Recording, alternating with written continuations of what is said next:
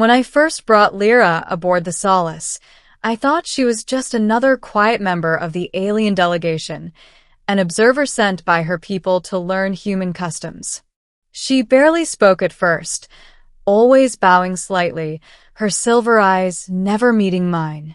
When the council assigned her to assist me as a domestic liaison, I didn't realize it was a polite way of saying maid. For weeks, she floated silently through the ship's corridors, learning our ways, studying the strange rituals humans called chores. I'd catch glimpses of her soft, luminous hair reflecting the ship's light and the faint hum of her translator pendant. She was efficient, graceful, and utterly unreadable. I tried small talk, bad jokes, offers of tea, but all I ever got were soft nods and that unreadable half-smile.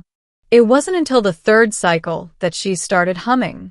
I found her one evening in the observation bay, cleaning the viewport glass, her voice a haunting melody.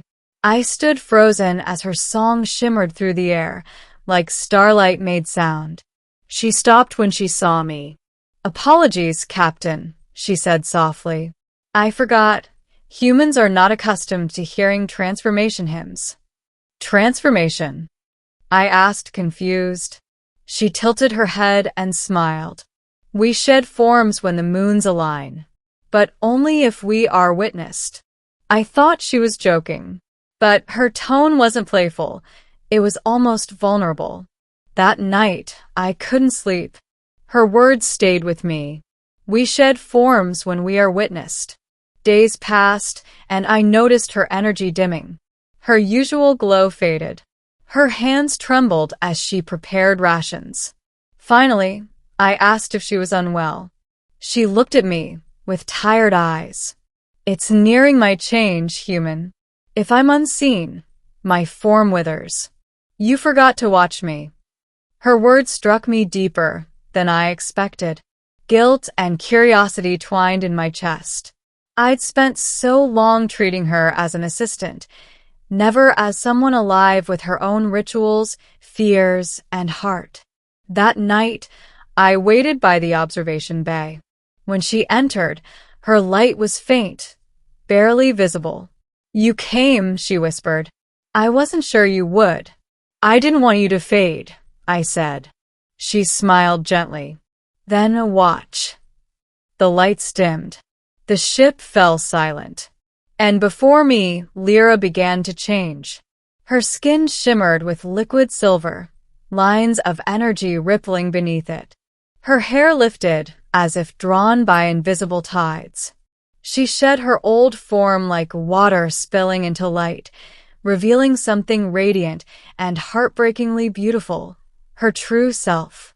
But it wasn't the transformation that struck me. It was her expression. She looked at me as if seeing through time itself, her voice trembling. "You stayed. I told you I would." Her glow reached for me, like a dawn rising through darkness. The room filled with warmth, not from heat, but from something that felt alive, like a heartbeat shared between two worlds. For the first time, she reached out, her hand brushing mine. Her skin pulsed with soft warmth. "No human has ever witnessed this," she murmured. "You anchored me." Days turned into weeks, and her light no longer dimmed. She laughed more, sang freely, even joined the crew in the mess hall. Yet something unspoken lingered between us. One evening, she asked, "Why did you stay that night?" I hesitated, because I couldn't stand the thought of you fading alone. Her expression softened, almost sad. "We are taught that transformation is sacred. To be seen is intimacy." "I didn't know," I whispered. "You do now." Her hand brushed mine again, slower this time.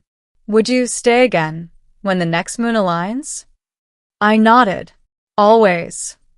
The second transformation came months later, during a mission on the outer colonies. The ship's systems flickered, the crew asleep, and once again I found her waiting in the observation bay. This time, there was no hesitation. When she changed, her light wrapped around me like gentle waves. Her song filled the air, not haunting, but full of life. And when the glow faded, she didn't pull away. She rested her forehead against mine, her voice trembling. Human, you watched me again.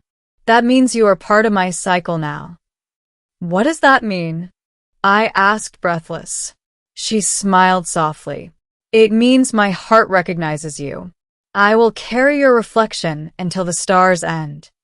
From then on, everything changed.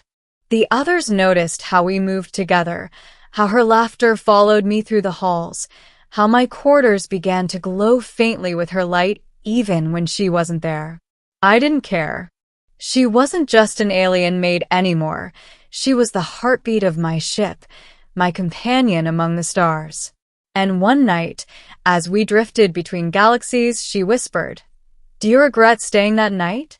I looked at her, glowing softly in the dark, and shook my head. No. I think that's when I finally started living. She smiled and rested her head against my chest. Then promise me, human, when my next transformation comes, don't just watch. Stand beside me. I promise.